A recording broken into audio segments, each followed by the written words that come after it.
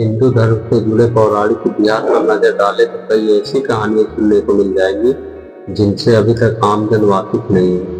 विस्तृत इतिहास होने की वजह से कुछ घटनाएं छूट जाती हैं तो कुछ नजरअंदाज कर दी जाती हैं। इन्हीं कहानियों में से एक है सृष्टि के रचयिता ब्रह्मा का अपनी बेटी के साथ विवाह करने की घटना।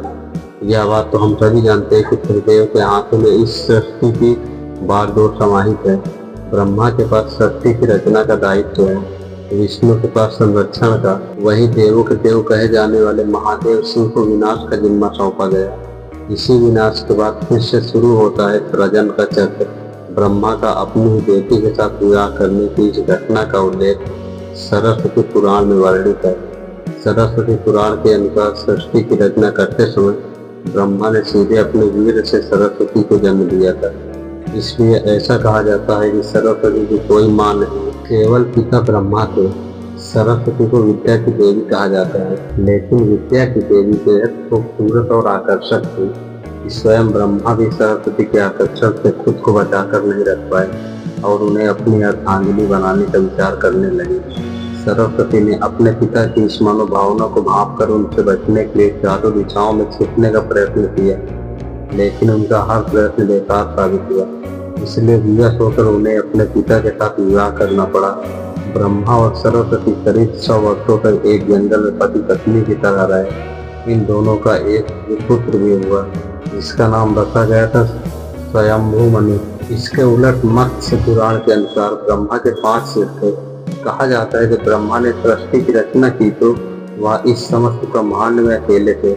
ऐसे में उन्होंने अपने मुख से सरस्वती, चांद या ब्राह्मी उत्पन्न किया। ब्रह्मा अपनी ही बनाई हुई रचना सरस्वती के प्रति आकर्षित होने लगे और लगातार उन पर अपनी दृष्टि डाले रहते थे। ब्रह्मा की दृष्टि से बचने के लिए सरस्वती चारों दिशाओं में छिपती रही, लेकिन वह उनसे नहीं बच पाई। इसलिए सरस्वती आकाश में जाकर छिप गई, लेकिन अपने 5वें सिर से ब्रह्मा ने उन्हें आकाश में भी खोज निकाला और उनसे सृष्टि की रचना में सहयोग करने का निवेदन किया। सरस्वती से विवाह करने के पश्चात प्रथम मनु का जन्म हुआ था। ब्रह्मा और सरस्वती की संतान मनु को पृथ्वी पर जन्म लेने वाला पहला मानव कहा जाता है। इसके अलावा मनु को वेदों, सनातन धर्म और संस्कृत समेत समस्त भाषाओं का जनक भी कहा जाता है। प्रजापति ब्रह्मा का अपनी ही पुत्री के प्रति आकर्षित होना और उसके साथ संभोग करना अन्य सभी देवताओं की नजरों में अपराध था।